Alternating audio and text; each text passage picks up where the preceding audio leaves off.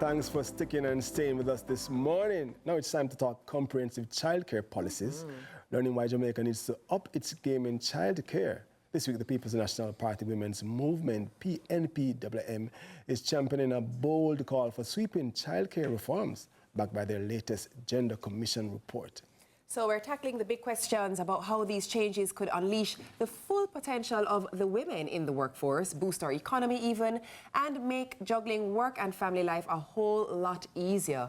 So President of the PNP Women's Movement, Patricia Duncan Sutherland, joins us for this conversation. Morning, welcome. Good morning. It's good to be here. So immediately, let's just say, right now what you're telling us is we need to just build a creche in that room right now so my kids could be in here while I'm in here. Exactly. Yes. So we really want to look at what it is, so what legislation we need to put in place to encourage private sector companies to also incorporate childcare in whatever they are doing and how they provide for their team members. So I understand the encouragement, but let's break down why it's so important and what does it actually mean for the women in the workforce? Yes. Well, it's really women and men, but primarily women because of the gender construct we have in Jamaica now. Right. In Jamaica, what it is that we believe that the childcare is a responsibility of the woman.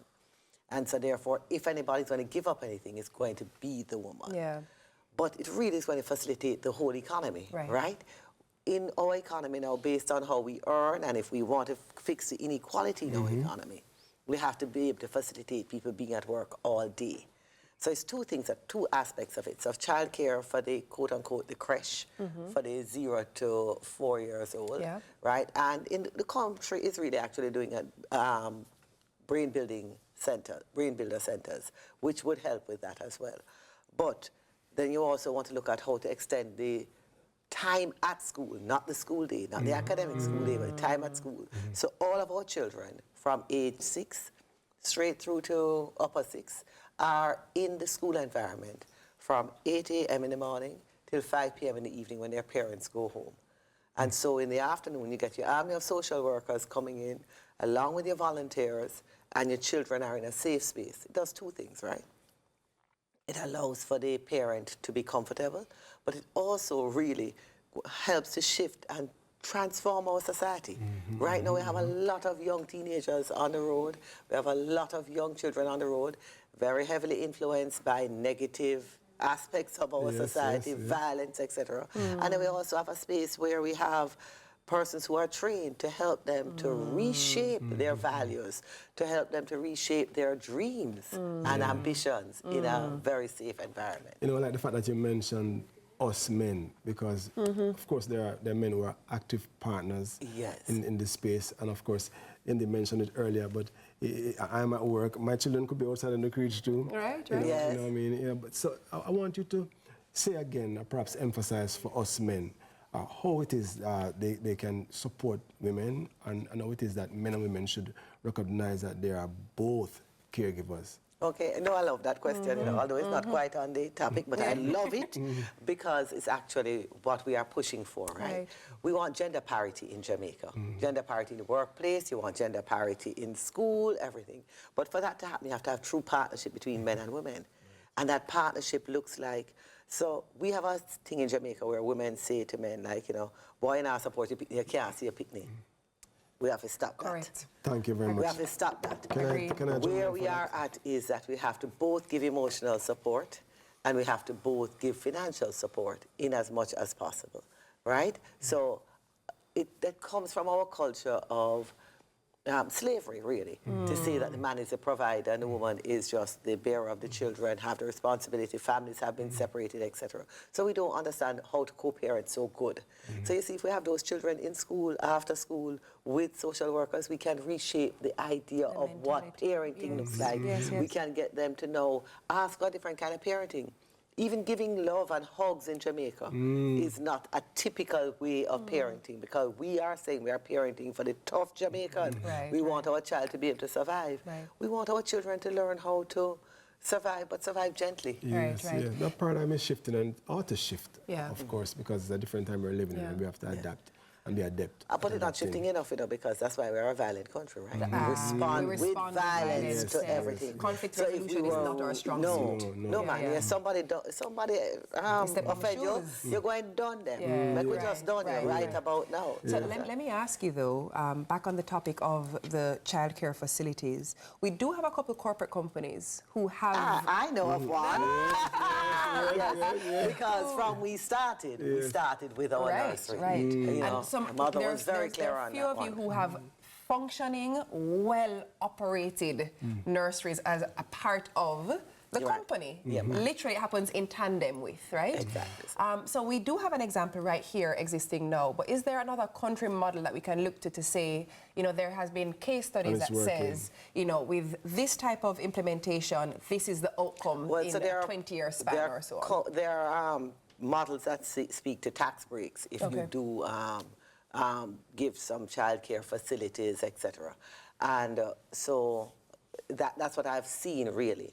Primarily in the larger countries, the government does a lot of the childcare, but I think we need more partnership, public-private partnership in this space in Jamaica, based on where we're at with our development, right?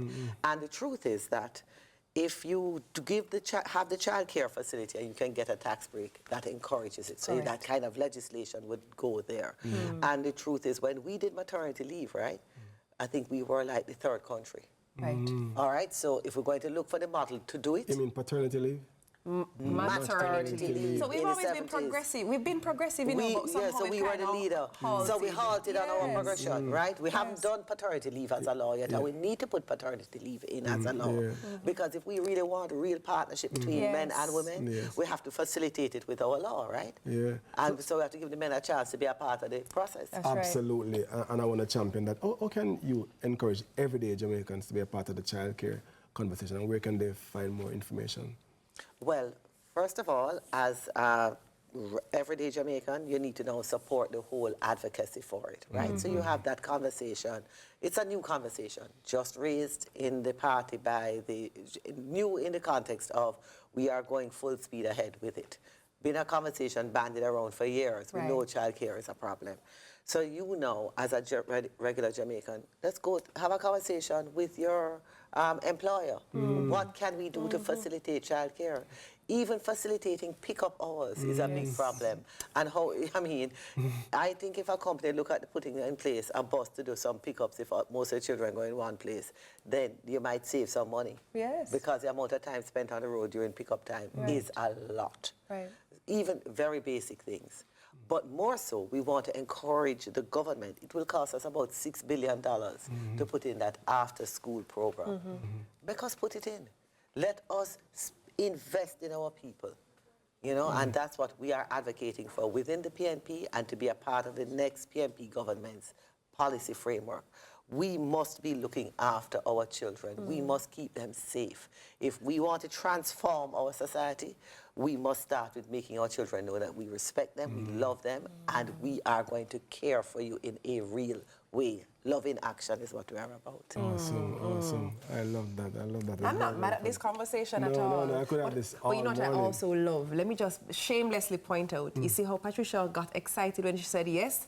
She knows a company that was one of the first put in place, but the head of the company was a woman. Yes. I'm not knocking anything. I'm just saying that women often think of things based on need that may not be very apparent. So this is why it's important to have the female voice represented. And have in all aspects like voices, these. because you see, when you represent from your own experience. Right. Not just and it's from your lived experience, right? And not just from your interaction with the people that you represent. Right.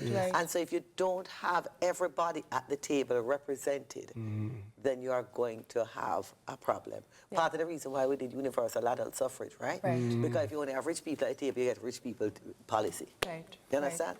Makes sense, makes a whole lot of sense. Of course, that was Patricia Duncan Sutherland, president of the PNP Women's Movement. After the break, we're saddling up to learn more about the world of equestrian, what's that word again? Equestrian training. Equestrian training. Equestrian, thank you very much. In WAGs. You see? Because we're going riding. Yeehaw! Giddy up. We'll be right back. We're gonna ride Giddy up. Take me on down to the rodeo and ride on with my friends. Yeah, that's all I don't know where that came from. Right on back.